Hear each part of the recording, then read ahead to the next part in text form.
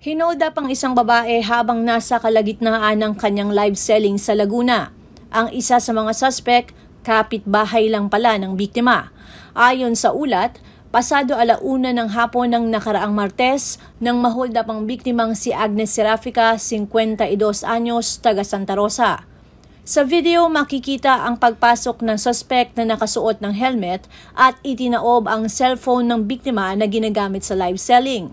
Maririnig na inutusan pa nito ang biktima na hubarin ang mga alahas.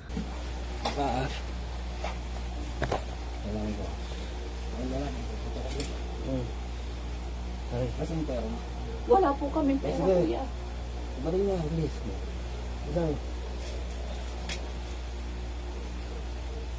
Nakasok ka doon. Puputokan kita. Bilis! Teka lang po, kuya.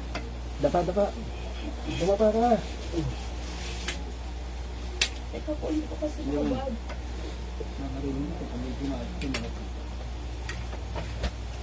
Ayon sa biktima, may baril ang suspect kaya't dumapa umano sila. Ngunit wala silang hawak at maibigay kung kaya't kinuha na lang ng mga ito ang alahas na suot niya.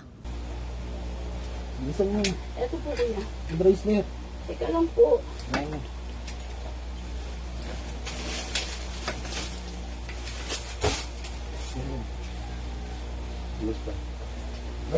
Teka lang po, kuya. Teka lang po. O, yan. Baltakin nyo na lang po. Ayan po. Puting na sa Oh, kuya, hindi po matanggal. O, nakaano po, kailangan po. Ayan po, kuya. Wala na po. Ayan na. Pumasok ka sa loob. Ay, sige po. Ayan, sige pa. Pasok sa loob. Ayun. Pumasok ka ha. Okay.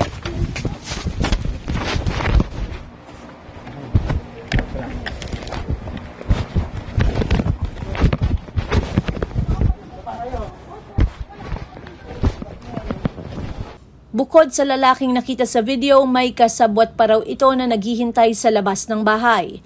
Mabilis na umalis ang mga suspect sakay ng motorsiklo, dagdag pa ng biktima.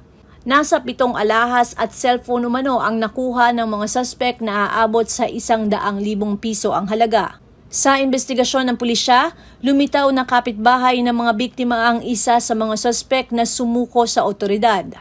Ayon kay Police Lieutenant Colonel Dwight Fonte Jr., hepe ng Santa Rosa City Police Station, nakakakwentuhan umano ng suspect ang tatay ng biktima at nabanggit nito na merong 3 milyong piso na nakatago sa kwarto ng mga Serafica at yun ang pinag-interesan base sa nakitang chat ng dalawang suspect.